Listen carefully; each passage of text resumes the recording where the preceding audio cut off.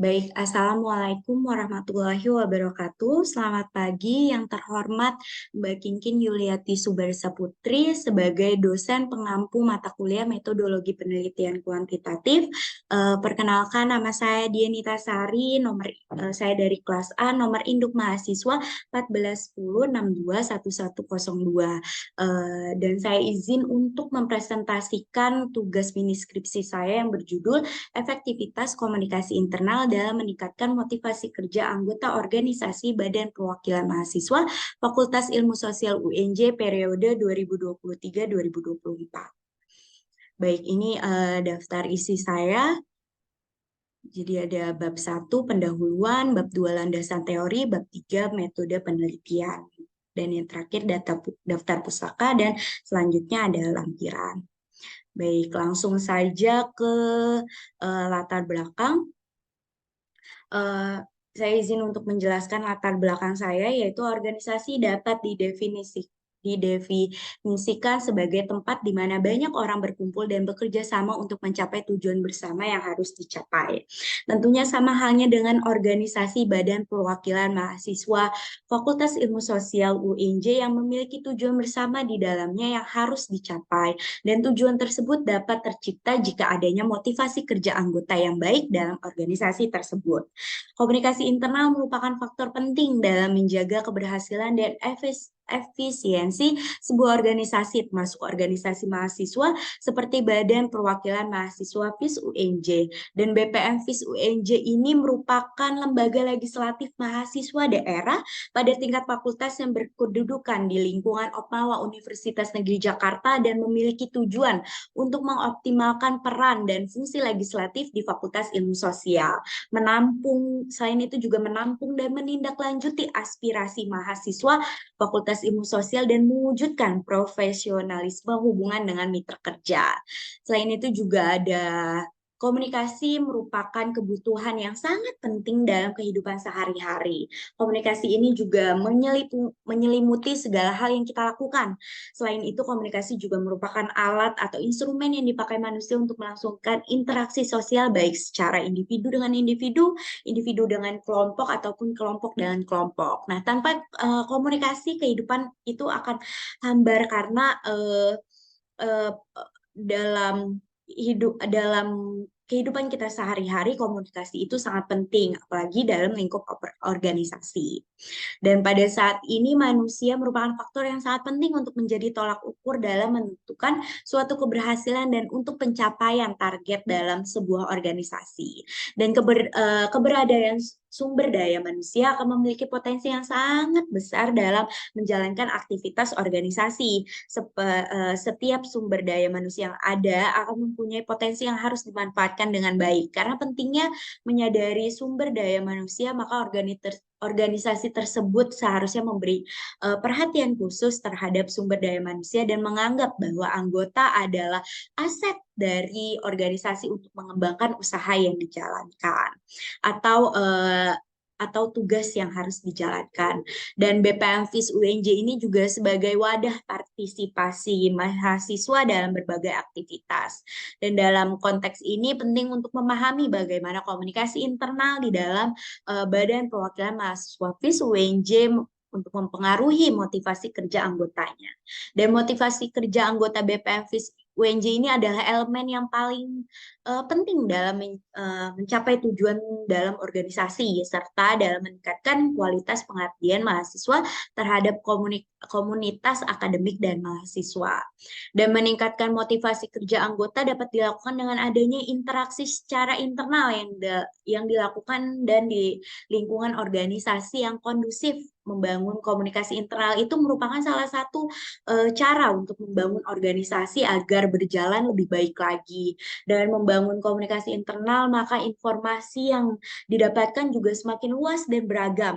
Hal itu dikarenakan komunikasi internal merupakan proses pembagian dan pertukaran ide, informasi, pengetahuan, sikap atau perasaan antara individu dan kelompok yang bertujuan untuk menciptakan suatu aktivitas.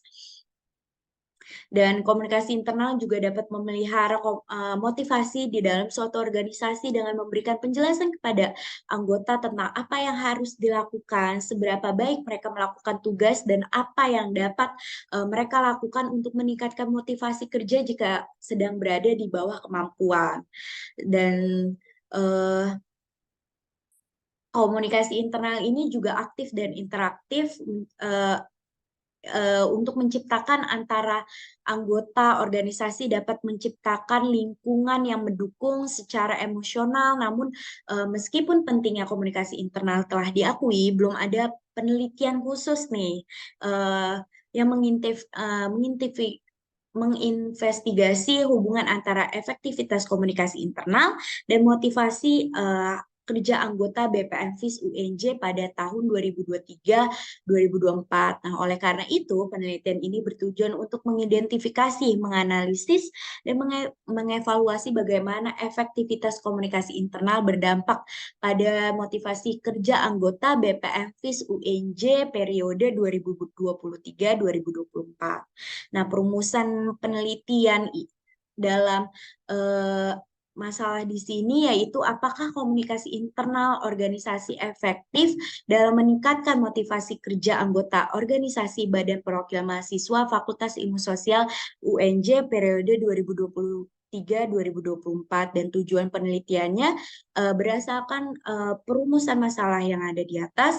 Tujuan penelitian ini adalah yang pertama untuk mengukur tingkat efektivitas komunikasi internal dalam meningkatkan motivasi kerja anggota organisasi di BPM FIS UNJ periode 2023-2024. Yang kedua, mengetahui dan mengevaluasi tingkat motivasi kerja anggota BPM FIS UNJ periode 2023 dan 2024.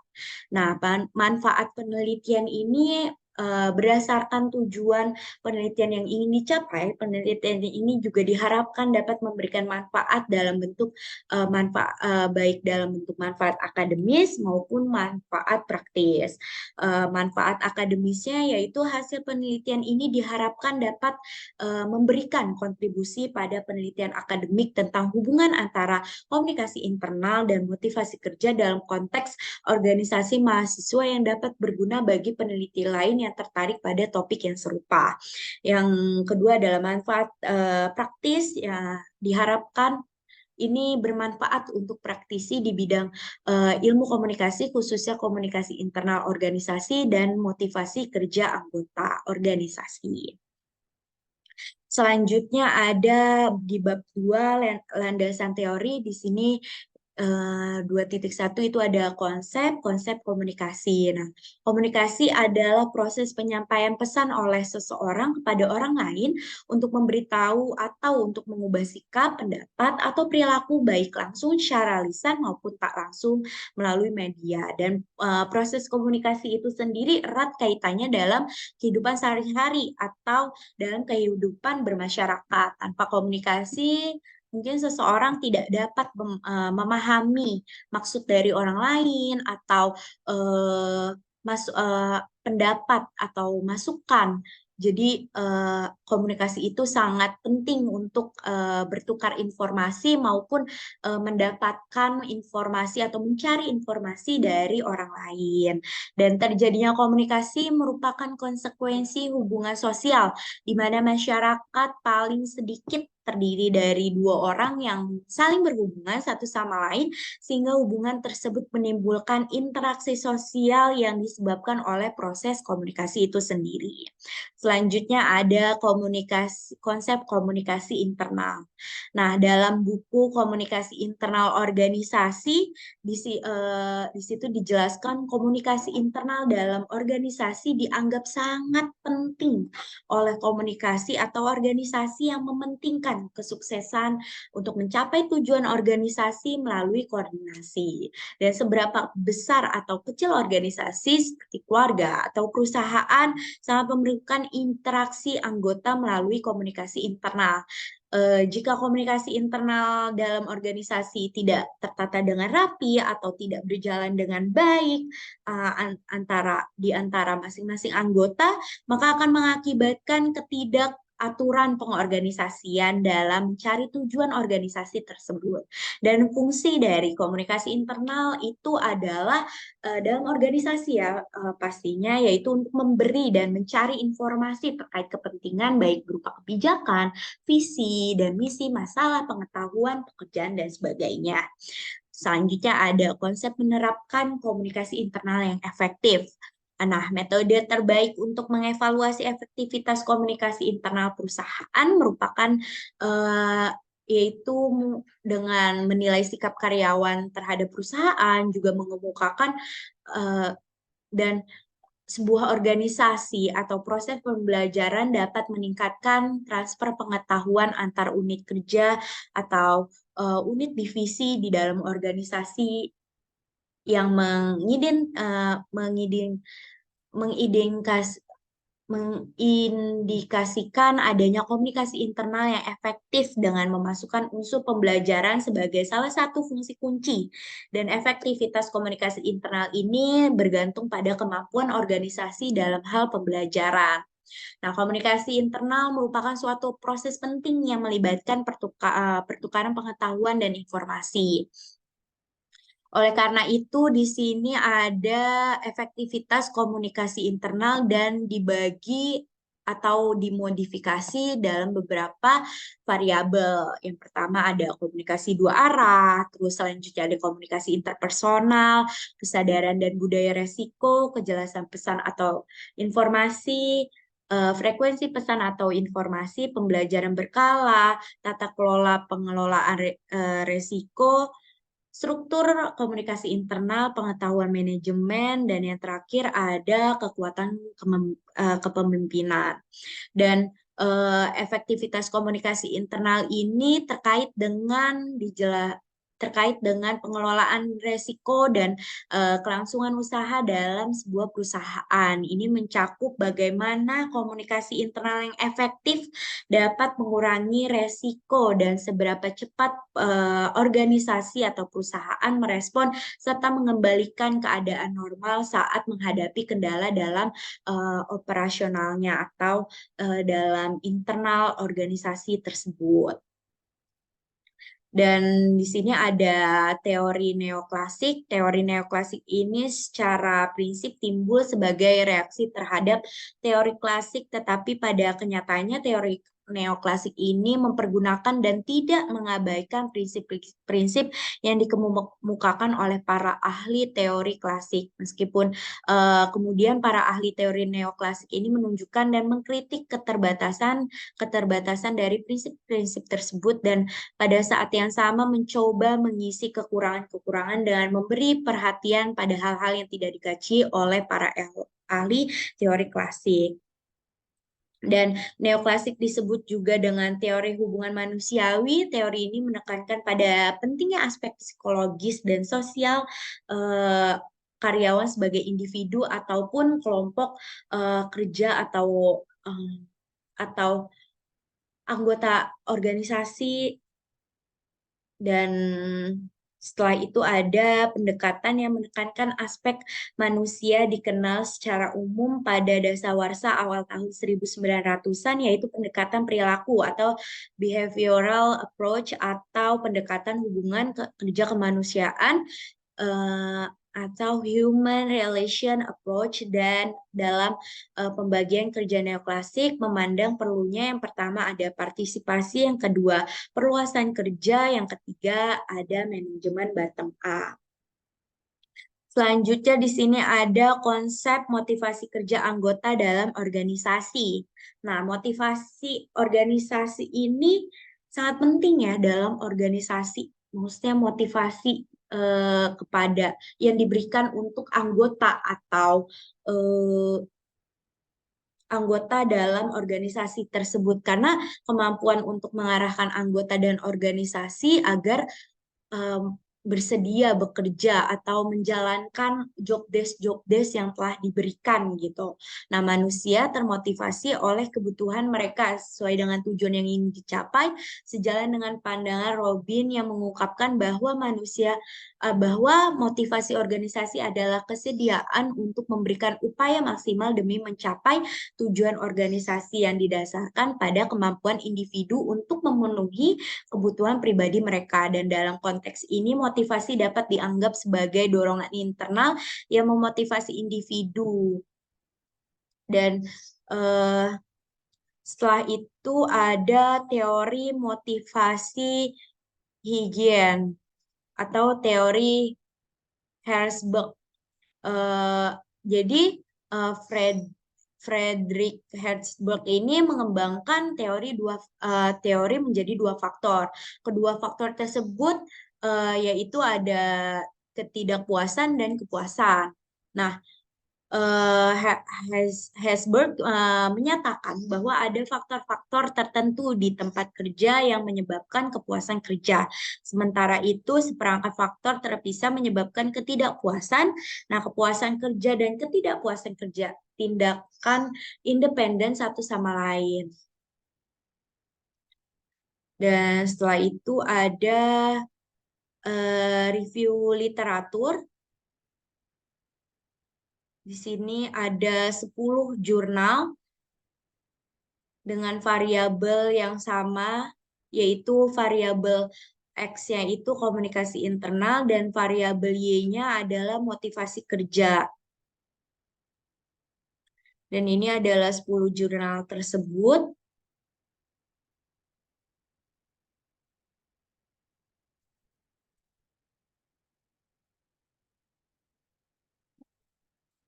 Baik, setelah itu ada perbedaan penelitian. Nah, jadi di sini ada persamaan dan perbedaan penelitian dalam 10 jurnal.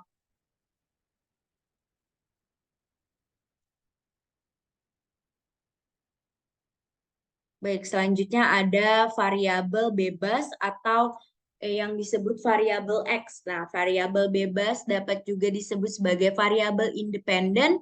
Eh, varia- Variabel bebas adalah variabel yang dapat menjadi penyebab perubahan atau munculnya variabel terikat. Dan variabel bebas biasanya dijelaskan sebagai suatu keadaan atau nilai yang ketika muncul maka akan mengubah keadaan atau nilai yang lain. Nah, dalam variabel X ini di dalam penelitian ini adalah komunikasi internal dalam organisasi merupakan suatu proses penting yang melibatkan pertukaran pesan, informasi, dan ide antara berbagai anggota organisasi.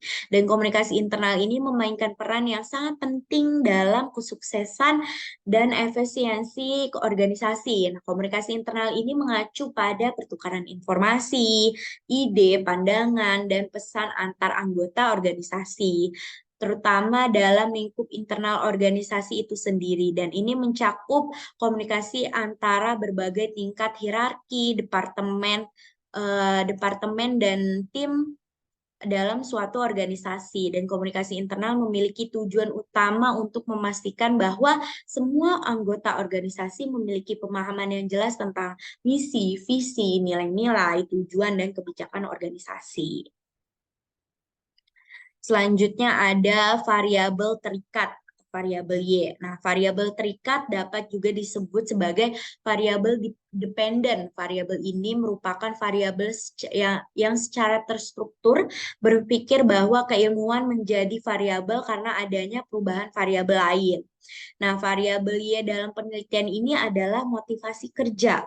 Nah, motivasi kerja bagi seseorang anggota itu tentunya akan memberikan dampak yang sangat besar bagi jalannya suatu organisasi, dikarenakan secara langsung tentunya akan mempengaruhi kinerja anggota. Dan kalian seseorang ialah suatu ukuran yang paling pertama dalam meningkatkan kinerja yang ditunjukkan dari hasil kerja anggota tersebut. Nah, mayoritas orang yang bekerja atau ikut serta di dalam organisasi tentunya mereka mereka ingin melaksanakan job desk-nya dengan sepenuh hati, memberikan yang terbaik, dan mencapai hasil yang maksimal. Dan motivasi kerja merupakan usaha yang dapat menimbulkan memelihara sikap individu sesuai di lingkungan kerja dan mengarahkan. Dan motivasi kerja ini juga melatar belakangi sikap seseorang di dalam organisasi. Selanjutnya ada model penelitian yang terdapat dalam penelitian ini, yaitu X komunikasi internal dan Y motivasi kerja. Selanjutnya ada hipotesis teori. Hipotesis teori dalam penelitian ini adalah adanya efektivitas komunikasi internal dalam meningkatkan motivasi kerja anggota organisasi Badan Perwakilan Mahasiswa Fakultas Ilmu Sosial UNJ periode 2023-2024. Selanjutnya ada di bab 3, kita masuk ke bab 3 yaitu metode penelitian. Di sini ada yang pertama paradigma penelitian. Dalam penerapan ilmu sosial paradigma, paradigma merupakan hal yang sangat penting karena dengan paradigma dapat membantu peneliti untuk menentukan pandangan yang tepat dalam melihat suatu masalah. Selain itu, paradigma juga berfungsi untuk membangun, menentukan teori serta metode yang tepat untuk digunakan dalam penelitian. Dan dalam penelitian ini, paradigma yang akan digunakan adalah paradigma post-positivisme. Jadi paradigma ini merupakan aliran yang ingin memperbaiki kelemahan-kelemahan positivisme yang hanya mengandalkan kemampuan pengamatan langsung terhadap objek-objek yang diteliti. Nah, penelitian ini didasarkan pada paradigma positivisme atau paradigma post-positivisme ini cenderung kepada metode penelitian deskriptif kuantitatif atau pendekatan kuantitatif. Nah, pendekatan positivisme ini Positivisme ini digunakan karena penelitian ini bertujuan untuk mengukur dan menganalisis secara objektif hubungan antara variabel efektivitas komunikasi internal dan motivasi kerja anggota organisasi Badan Perwakilan Mahasiswa Fakultas Ilmu Sosial UNJ periode 2023-2024. Nah, pendekatan penelitian ini adalah pendekatan yang digunakan dalam penelitian ini adalah deskriptif kuantitatif, yaitu metode yang berlandaskan terhadap filsafat post-positivisme, digunakan dalam meneliti terhadap sampel dan populasi penelitian. Dan penelitian kuantitatif adalah penelitian yang menyajikan data berupa angka-angka sebagai hasil penelitian.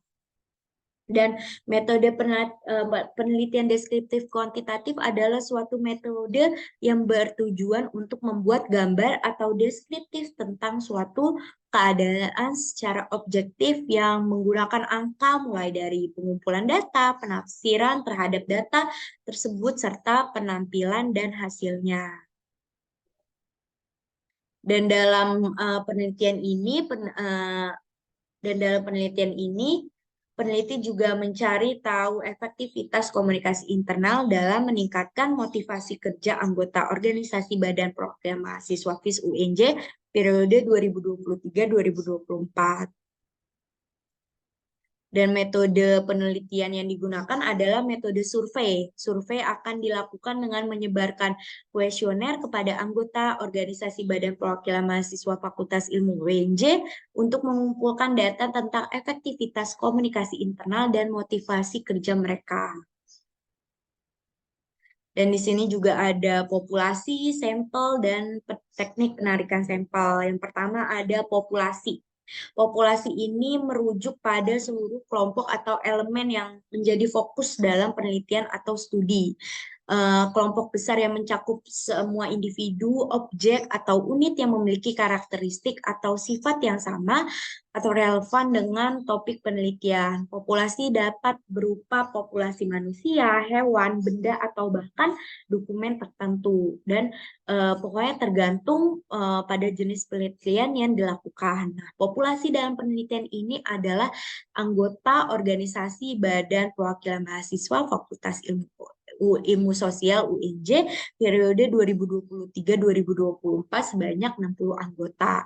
Dan sampel merupakan subset atau bagian yang terdiri dari elemen-elemen yang dipilih dari populasi yang lebih besar. Penggunaan sampel memungkinkan peneliti untuk mengambil data dari sejumlah elemen yang lebih kecil daripada populasi yang sebenarnya.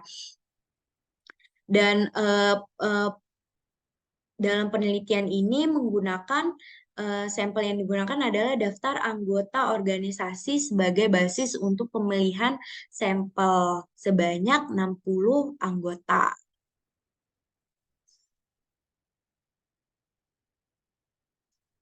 Nah, teknik penarikan sampel adalah metode atau prosedur yang digunakan untuk memilih elemen-elemen tertentu dari populasi yang akan menjadi sampel. Nah, teknik yang digunakan adalah pengambilan sampel acak sederhana. Secara umum, teknik pengambilan sampel dibagi menjadi dua jenis, yaitu probability sampling dan non-probability sampling. Nah, teknik penarikan sampel yang digunakan dalam penelitian ini adalah metode simple random sampling atau sampling acak sederhana. Nah, simple random sampling adalah metode yang digunakan untuk menentukan sampel dari populasi dengan acak sederhana sampai setiap populasi memiliki peluang yang sama besar untuk digunakan sebagai sampel. Nah, ini ukuran sampel. Jadi untuk mendapatkan jumlah sampel yang sesuai dengan populasi yang tersedia, maka pengambilan sampel menggunakan rumus Lovin. Nah, ini rumusnya. Jadi 60 dikali 0,1 kuadrat ditambah 1 dibagi 60, dan setelah itu 60 dikali 0,01 ditambah 1 dibagi 60 dibagi 1,6, yang hasil akhirnya yaitu 37,5. Dan jadi sampel dari penelitian ini sebanyak 37,5 yang kemudian dibulatkan menjadi 38 orang.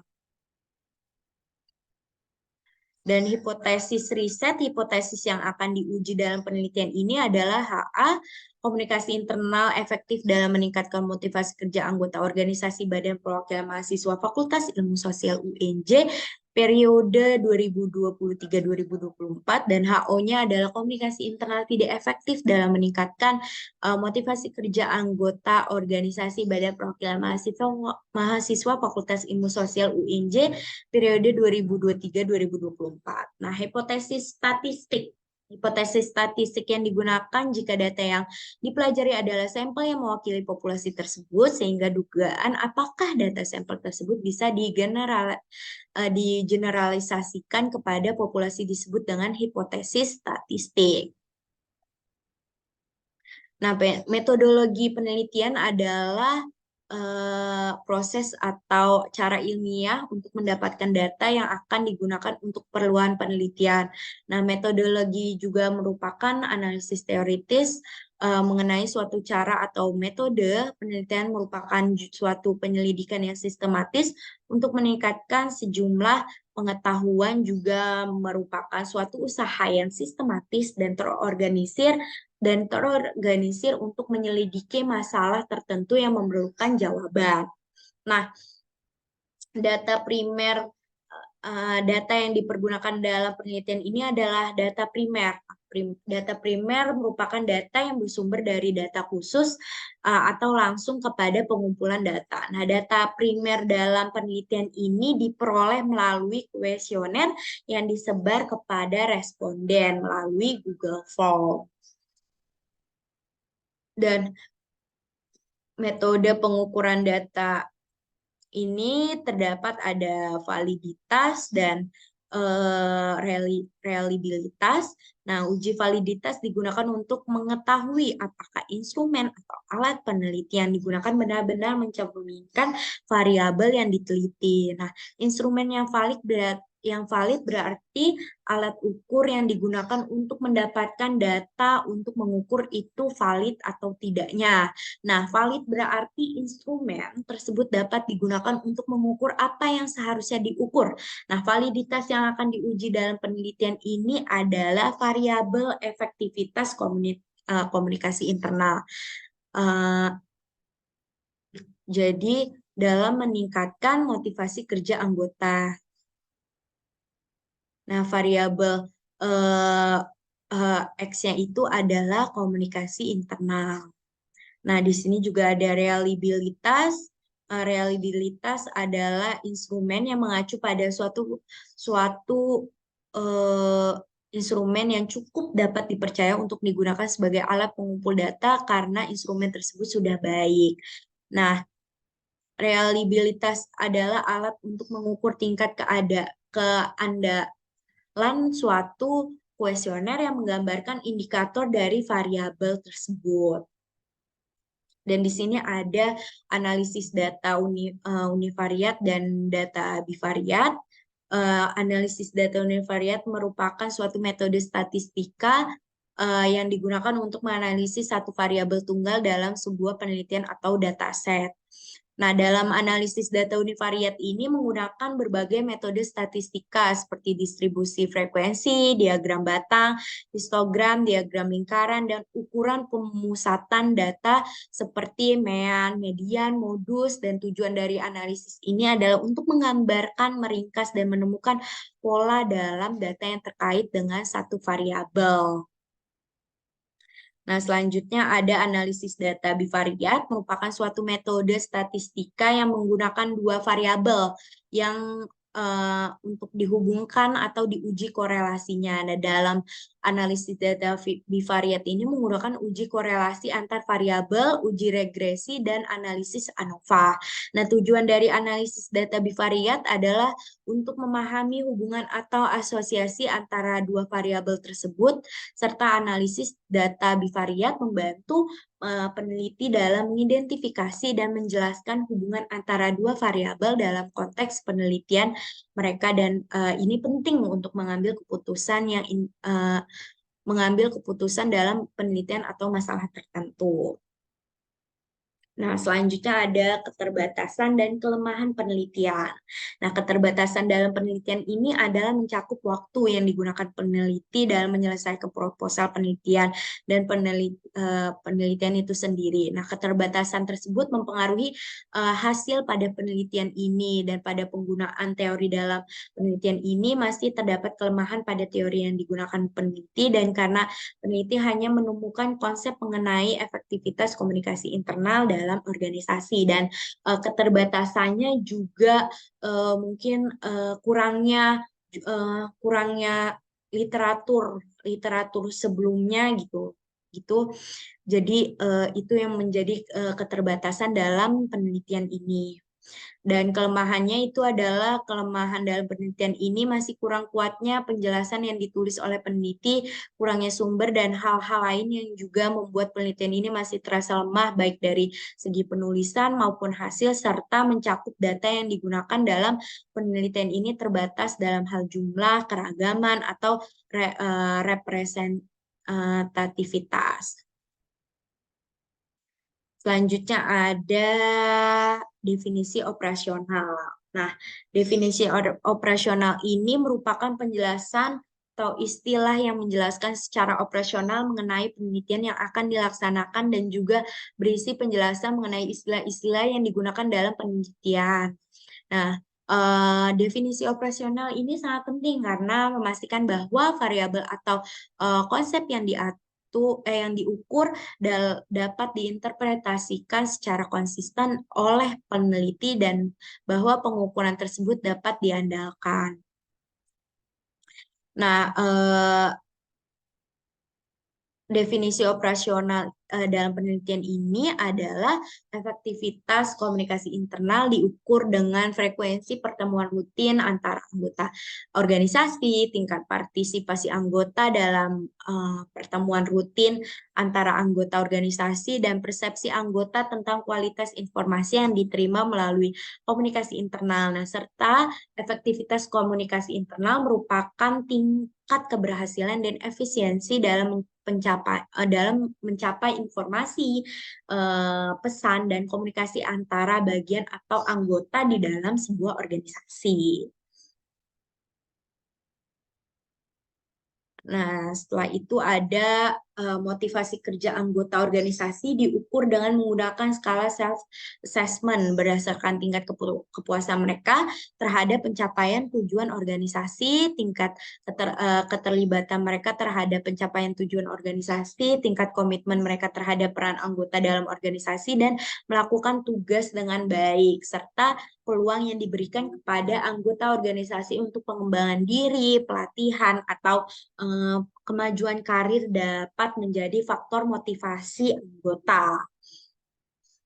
Nah, motivasi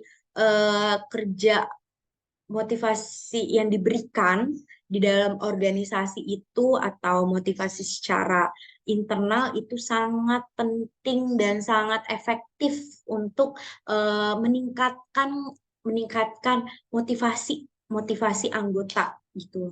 Jadi kualitas hubungan interpersonal antara anggota dengan rekan kerja dan atasan yang dapat mempengaruhi tingkat motivasi dan keterlibatan mereka, dan juga anggota juga akan meningkatkan komitmen yang lebih tinggi dalam menjalankan tugas yang sudah diberikan.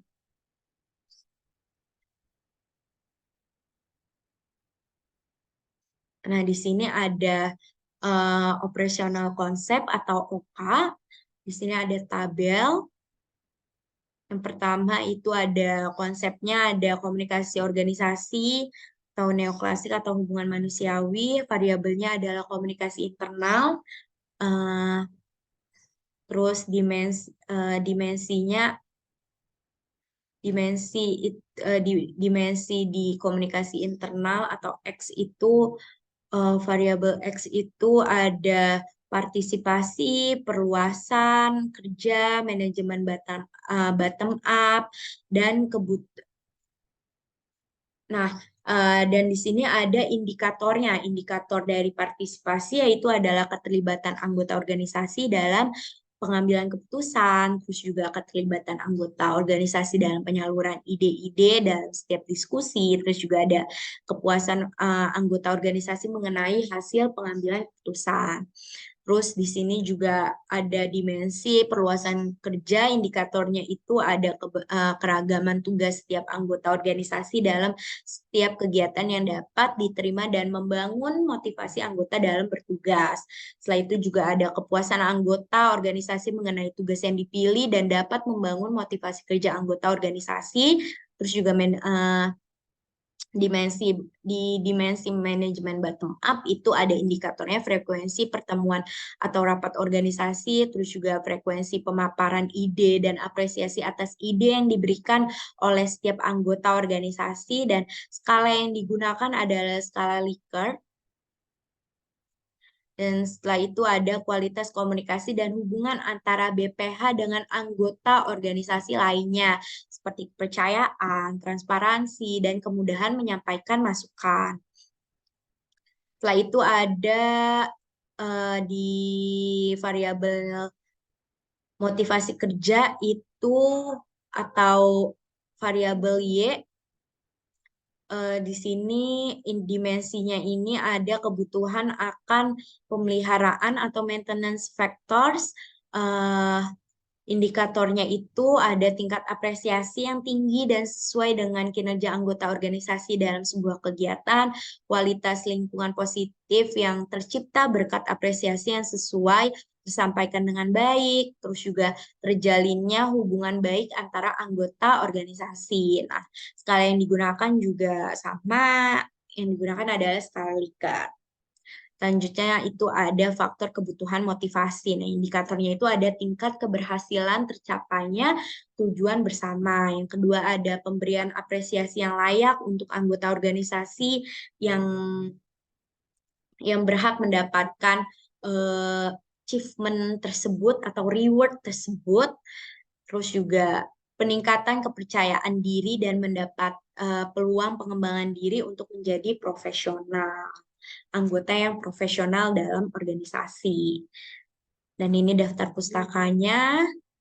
Terus di lampiran itu terdapat data masalah atau uniqueness proposal penelitian. Nah, permasalahan dalam penelitian ini diambil berdasarkan hasil wawancara ataupun dapat disebut sebagai percakapan sehari-hari setelah kegiatan evaluasi peneliti dengan responden yang dimana menghasilkan beberapa kesimpulan.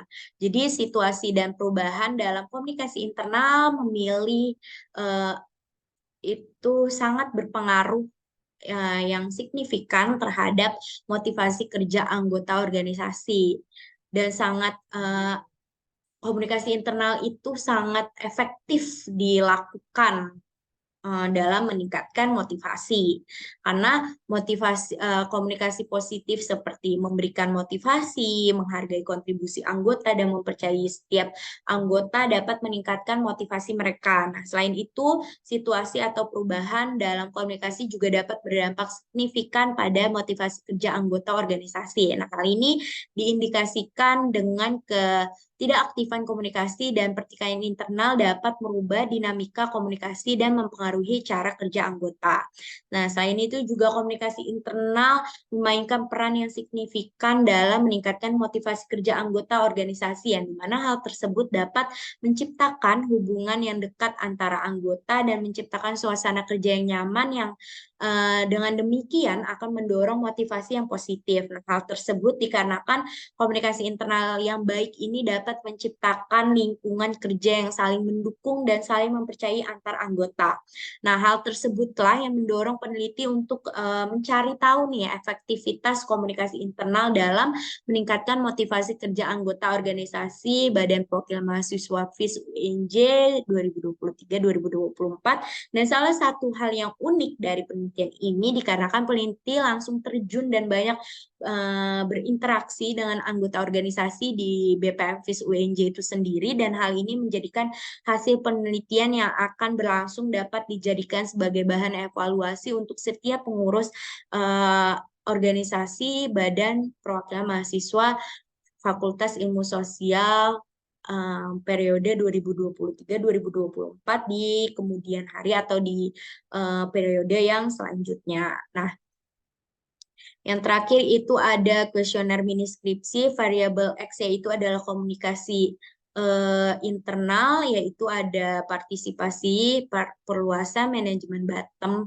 dan variabel Y-nya itu ada motivasi kerja, yaitu ada kebutuhan akan pemeliharaan atau maintenance factor. Yang kedua ada faktor kebutuhan motivasi atau motivator factor. Baik, sekian pemaparan tugas mini skripsi dari saya. Kurang lebihnya mohon maaf. Wassalamualaikum warahmatullahi wabarakatuh.